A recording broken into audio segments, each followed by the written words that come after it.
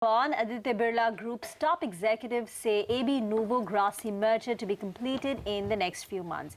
Completion of AB Financial Services demerger is likely in the second half of FY18. In their first interview post the merger announcement, the top executives at Aditya Birla Group also talked about how they convinced the shareholders for the merger. Listen in.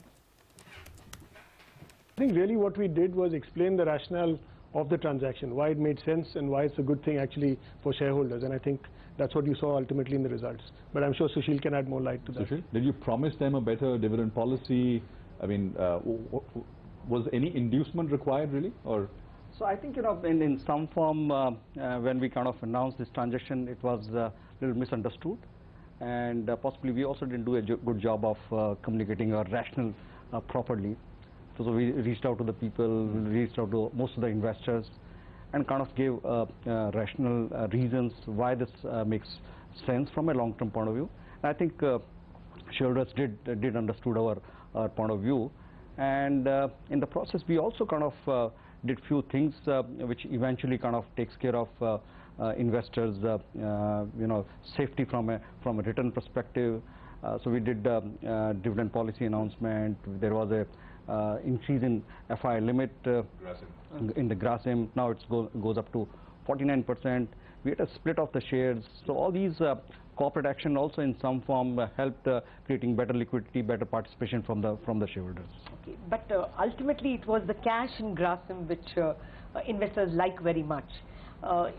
Clearly you did enunciate a dividend policy which gave them comfort, but for the longer term, what is the plan in terms of using that the cash which it has?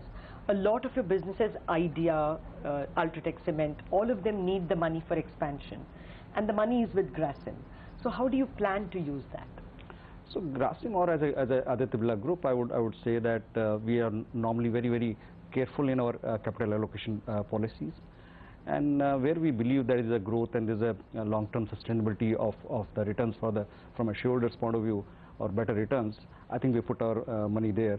And in our setup, in the revised Grasim, we'll have such a large company like financial services, which has been growing very rapidly. And I think in that business, if you put in more money, I think it will only enhance the shareholders' value. So money will be put in where there is a need, and which actually kind of creates a long-term sustainable returns for the shareholder. What is the timeline for the merger really? When will we see this financial services entity listed separately? So there are two pieces, Prashant, from a timeline point of view. One is the completion of merger of Nuvo into Grasim, and that should happen maybe another few months time frame, and it will take another couple of more months before the financial services company gets listed. So I would say second half or second quarter of this current financial year is the timeline what we have in mind. All right, we'll get chunks of that conversation all through the day. Very interesting conversation there. But moving on, the